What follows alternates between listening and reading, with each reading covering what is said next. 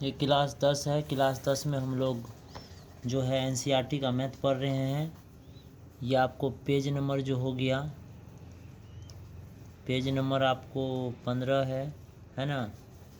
हम लोग वास्तविक संख्या पढ़ रहे हैं। वास्तविक संख्या में आज उदाहरण आपको 9 हो बनेगा। क्या बनेगा? उदाहरण 9। उदाहरण 9 को पढ़ सकते हैं।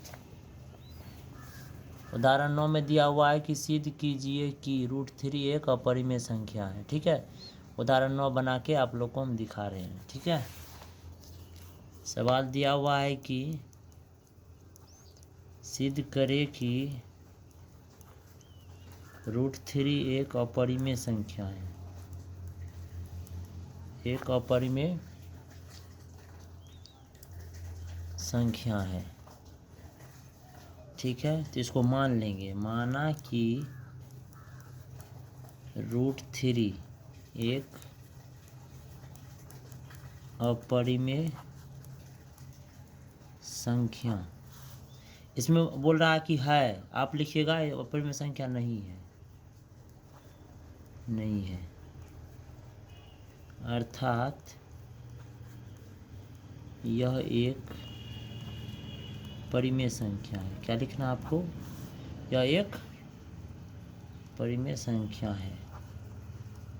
आपको उसको परिमेय संख्या के रूप में ले आनी है। ठीक है, तो सवाल जो प्रोसेस दिया हुआ उतार देना है √3। तो आप इसको मान लिए परिमेय संख्या, तो P/Q के रूप में, जहाँ Q = नॉट 0 तथा P और Q सार्वभाजक है ना। क्या लिखा जाता है? सार्वभाजक भी नहीं है। सही है। चूँकि अब इसको प्रोसेस करते हैं। √3 इस साइड है और P/Q इस साइड है। देखिए, तो इसको प्रोसेस करने के लिए क्या करेंगे? देखिए, इस साइड रूट है, यहाँ बिना रूट है, तो इसमें क्या करेंगे? दोनों तरफ वर्ग करेंगे। लिखेंगे अब दोनों तरफ है ना, वर्ग करने पर क्या लिखा जाएगा जी? वर्ग करने पर। तो √3 है, इस पर भी 2 पावर लगा सकते हैं। अब P/Q जो है, इस पर भी क्या लग जाएगा? स्क्वायर लग जाएगा। तो ये हो गया 3 × 9, 9 का वर्गमूल 3 लिख सकते हैं। ये लिख सकते हैं P² / Q²।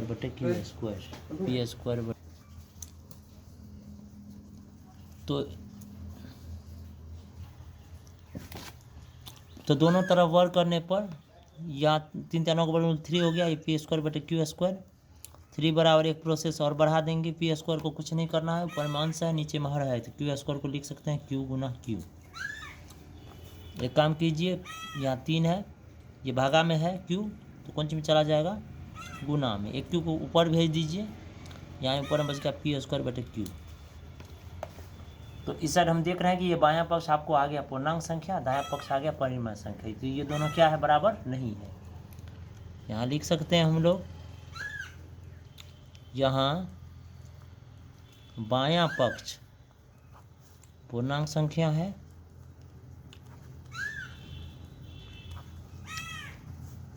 जबकि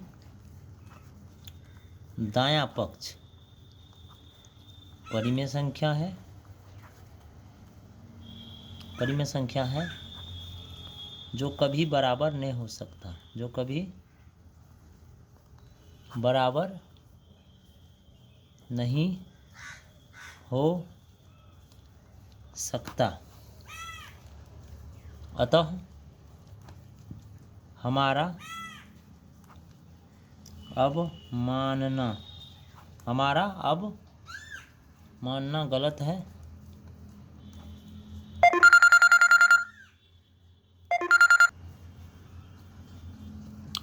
अतः √3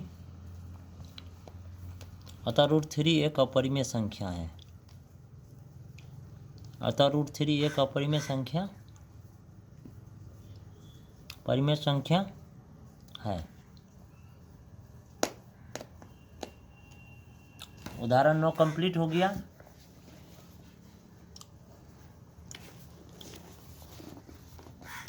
हम लोग उदाहरण 10 को देखते हैं।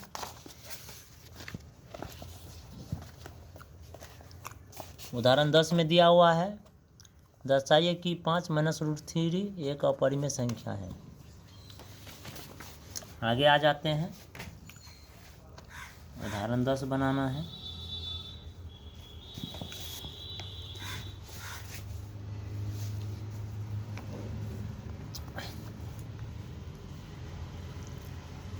उदाहरण 10 में है, दर्शाइए कि 5 माइनस रूट 3 एक अपरिमेय संख्या है। ठीक है, वह जिस तरह से बनाए हैं उदाहरण 9 उसी प्रकार बना सकते हैं। इसे भी लिखना है, माना कि 5 माइनस रूट 3 एक अपरिमेय संख्या नहीं है।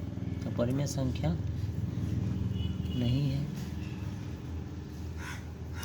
अर्थात यह एक परिमेय संख्या है। तो परिमेय संख्या के रूप में लिख देंगे, चूँकि 5 माइनस रूट 3 है, पी बटे क्यू हो गया, जहाँ Q is equal to not zero लिखाता है। क्यों? क्योंकि हर जो होता है जीरो के बराबर नहीं होता, क्योंकि नीचे में जीरो को अगर किसी भी संख्या से भागा लगाते हैं तो वह अनंत हो जाता है, इसीलिए लिखाता है Q is equal to not zero. तथा पी और क्यू सार्वभाजक भी नहीं है। अब इसको लिख देते हैं। अब लाते हैं इसको, प्रोसेस आगे बढ़ाते हैं। पी बटे क्यू ये दिया हुआ है, ध्यान से देखिए, यहाँ 5 दिया हुआ है, प्लस में पी बटे क्यू है, इसको बराबर की साइड लाएंगे तो माइनस में हो जाएगा आपको मैं पी बटे क्यू। रूट 3 प्लस में है, माइनस में है, उस साइड ले जाएंगे तो प्लस में हो जाएगा।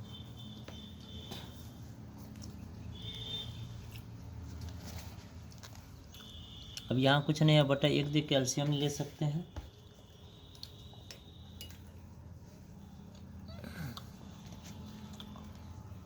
कैल्शियम आ जाएगा क्यू, ये हो यहाँ पर हो जाएगा 5 क्यू, क्यू से क्यू में भागा देंगे, कट जाएगा, बच गया पी, बच गया यहाँ पर रूट 3। अब प्रोसेस आगे नहीं बढ़ेगा, तो प्रोसेस आगे नहीं बढ़ेगा तो ये है बायां पक्ष, तो बायां पक्ष हो गया परिमेय संख्या, दायां पक्ष हो गया ये अपरिमेय संख्या, क्योंकि रूट 3 है, क्योंकि रूट 3 तो का वर्गमूल नहीं होगा, ये रूट में दशमलव में आ जाएगा, इसलिए अपरिमेय संख्या लिख देंगे। यहाँ बायां पक्ष परिमेय संख्या है,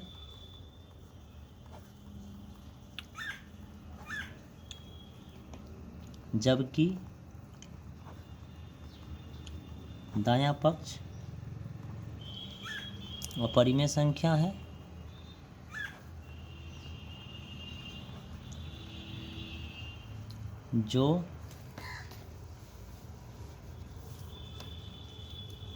जो कभी भी बराबर नहीं हो सकता,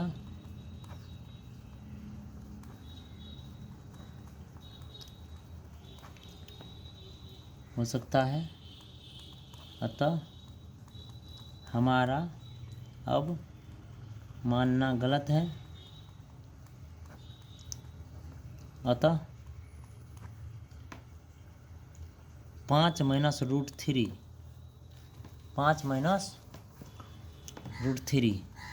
एक अपरिमेय संख्या है।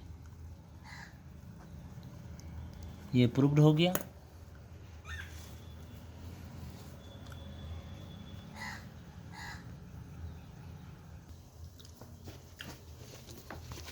उदाहरण 11 है। उदाहरण 11 में दिया है, दर्शाए कि 3√2 एक अपरिमेय संख्या है। पेज नंबर 17 में मिल जाएगा आपको। उदाहरण 11 बना के हल कर रहे हैं। उदाहरण 11,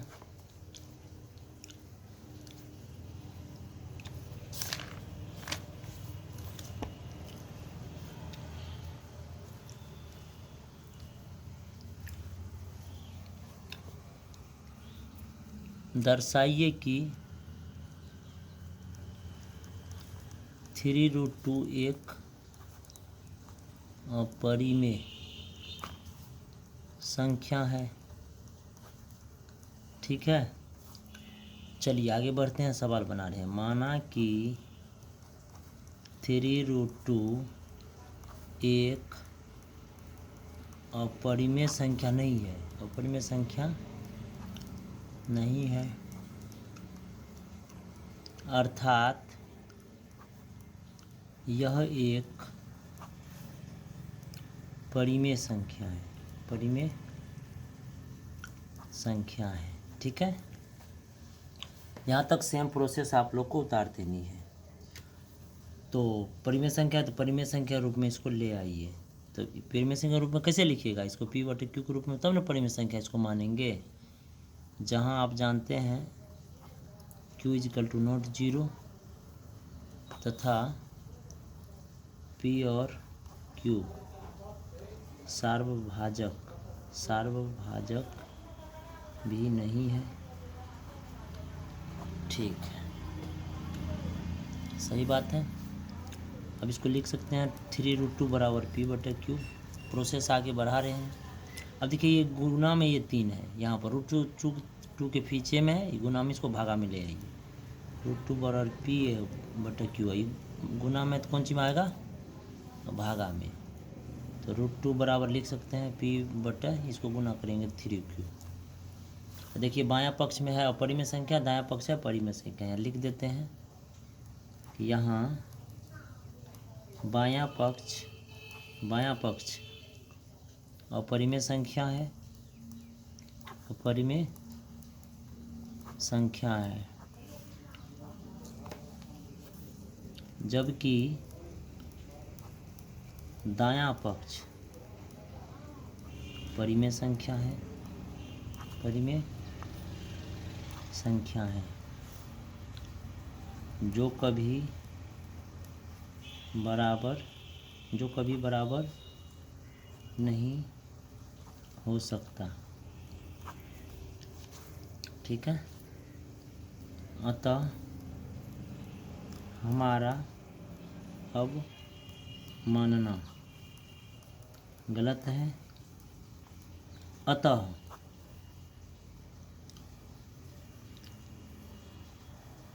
3√2 एक अपरिमेय संख्या है। क्या है, अपरिमेय संख्या है।